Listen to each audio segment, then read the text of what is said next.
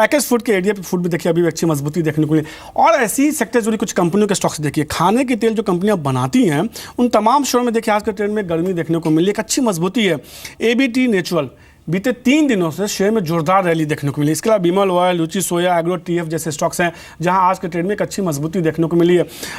Loveless ये छोटा sector है, कम नोन है, बहुत ज़्यादा हम देखते हैं कि इसमें वॉल्यूम के साथ खरीदारी देखने को नहीं मिलती है, लेकिन बीते 1-2 दिनों से इस उम्मीद में कि डिमांड सर्ज होता हुआ दिखेगा, इन तमाम शेयरों में एक अच्छी रैली देखने को मिली है। एबीटी नेचुरल का बीते अगर 1 हफ्ते का आप चार्ट देखेंगे, 3 दिनों से शेयर में जोरदार रैली देखने को मिली है। इन 5 स्टॉक्स में से आपको चूंकि लिस्टेड शेयर्स कम हैं, किसी शेयर को आप पसंद करेंगे क्या?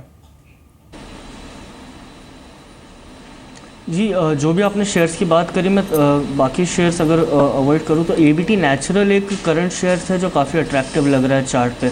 ऑफ कोर्स इन शेयर्स में मोमेंटम बना है, कहाँ तक के सस्टेनेबल है ये आने वाले समय में हमको ज़रूर दिखेगा, लेकिन हाँ अगर आप तकनीकी तौर पे देखें तो एबीटी नेचुरल ने एक्चुअली अपने शॉर्ट टर्म मूविंग एवरेजेस को बीट करा है एंड उसके ऊपर क्लोजिंग देके सस्टेन कर रहा है। Plus on the volume side एक हायर मोमेंटम बना हुआ है, ब्रेड्थ जो दिखा रहा है स्टॉक की काफ़ी अच्छी है। मेरे ख्याल से 35 के ऊपर ये स्टॉक अगर क्लोजिंग देता है वीकली बेसिस पे तो इसमें नेक्स्ट पोटेंशियल है 42 तक के एक टारगेट देने का। इसको आप बाय एंड डिप्स की स्ट्रैटेजी के साथ रडार पे रख सकते हैं।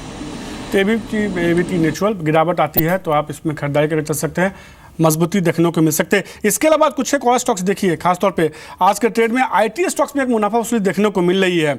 और जिस तरह से हमने देखा है कि यूएस चुनाव का असर लगातार देखने को मिला, भले ही अब हिलरी क्लिंटन जो है अभी तक के जो आ रहे हैं आंकड़े आ रहे हैं, पोल आ रहे हैं, उसमें अब वापस से आगे आती हुई दिखी हैं, उसके बावजूद आईटी स्टॉक्स खासतौर पर दिग्गज आईटी स्टॉक्स में मुनाफा वसूली हावी है। Tech Mahindra, HCL Tech, Infosys, TCS, Wipro, जो भी हेवी वेट है वहाँ दबाव ज़्यादा देखने को मिला।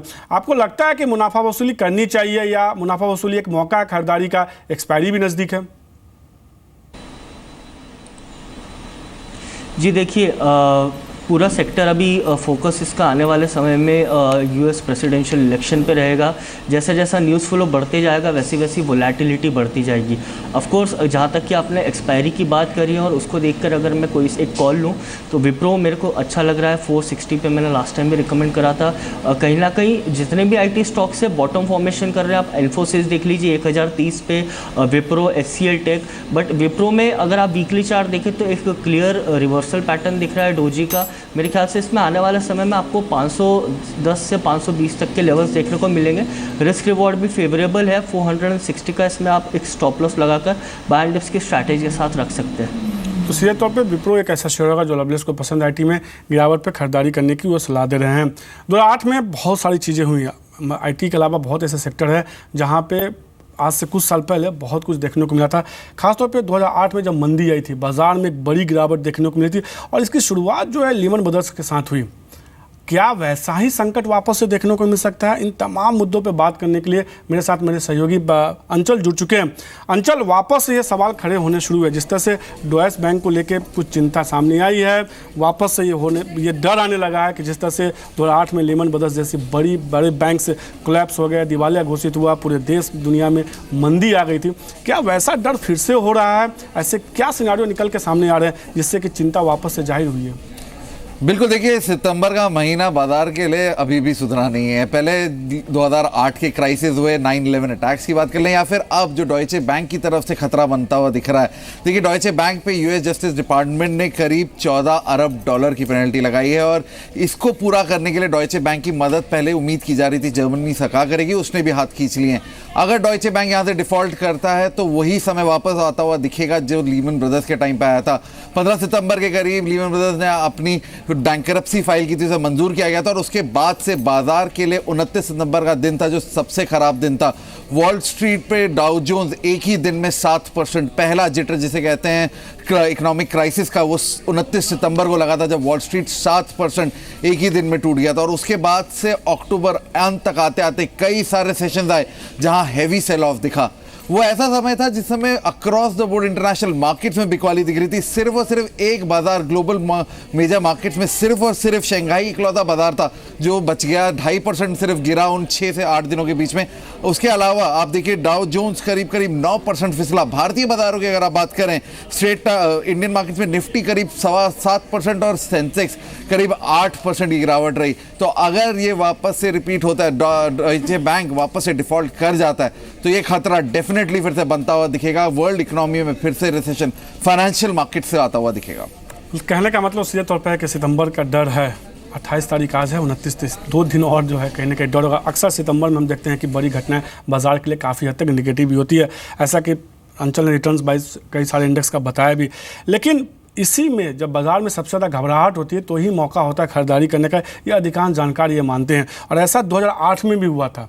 2008 में जिन लोगों ने अच्छे स्टॉक्स में खरीदारी की, आज उनका रिटर्न बहुत शानदार देखने को मिला है। वैसे कौन से स्टॉक्स हैं अंचल जो जिन पे 2008 के बाद से लेकर अब तक अगर देखें बीते 6, 7, 8 सालों में जिसने शानदार रिटर्न दिए हैं?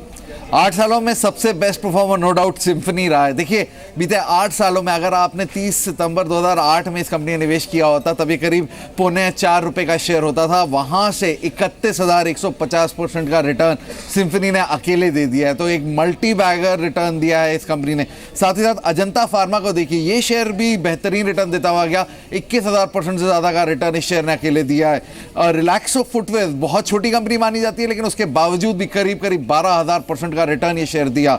तो और अगर बड़े नाम शामिल करें, बजाज फाइनेंस, तो ये एक अच्छा ऐसा शेयर था जो बेहद सस्ते दरों पे अवेलेबल था, वहां से चलना शुरू हुआ। ठीक एक कहते हैं कि एक मैमथ रिटर्न जिसे कहते हैं, करीब 9,900% का। और आइशर मोटर्स जो शेयर एक टाइम पे 226 रुपए पे होता रहा, आज की डेट में 24,000 को भी पार कर गया, इस शेयर ने करीब 9,500% का रिटर्न दिया। बहुत सारे शेयर ऐसे हैं, नाटको फार्मा, वक्रांगी, औरोबिंदो फार्मा, ये कुछ ऐसे शेयर हैं जिन्होंने बेहतरीन रिटर्न दिया 2008 से लेकर अब तक। निश्चित रूप से तो बेहद दिलचस्प आंकड़े लेके अंचल आए हैं। अंचल शुक्रिया आपका। जिस तरह से कई स्टॉक्स की लवलेस अंचल ने बात की है, जिन स्टॉक्स में 31,000% का रिटर्न देखने को मिला, कोई भी ऐसा शेयर नहीं जिसमें 2,000% से ज़्यादा कम का रिटर्न हो, जिसमें इंडसइंड बैंक जैसे हैवी वेट स्टॉक्स भी हैं। Symphony, Ajanta Pharma, Relaxo, Bajaj Finance, Eicher Motor, Natco Pharma, Aurobindo Pharma, जिन स्टॉक्स की मैं बात कर रहा हूँ, जिसने अंचल ने भी बात की है, इसमें से 1-2 शेयर आपको पसंद है क्या, जिसमें अभी भी आपको लगता है कि एक मजबूत अपसाइड देखने को मिल सकता है? जी बिल्कुल, जो भी स्टॉक्स करी, अगर हम उनमें एक कॉमन बात देखें तो सब में there was a golden crossover. कहीं ना कहीं 20 days moving average was way above their 200 and 100 days moving average. मेरे ख्याल से Natco Pharma is still somewhere in a process जहाँ पे हम एक long term bullish momentum sustain होता हुआ देखेंगे। अजंता फार्मा, सिम्फनी, कहीं ना कहीं they have been unlock to their full potential, but still Natco Pharma एक करंट लेवल्स पे अच्छा है। जिस तरह की हमने बात करी, मेरे ख्याल से 5 साल का एक नज़रिया, 6 साल का आप देखें तो स्टॉक्स कहीं ना कहीं 620 के लेवल्स पे ट्रेड कर रहा है। बट अगर आप थोड़ा सा लंबा नज़रिया रखकर अपने पोर्टफोलियो में ऐड करें तो stocks has a potential to get in 4 digit. तो सीधे तौर पर नेटको फार्मा और अच्छी मजबूती देखने को मिल सकती है।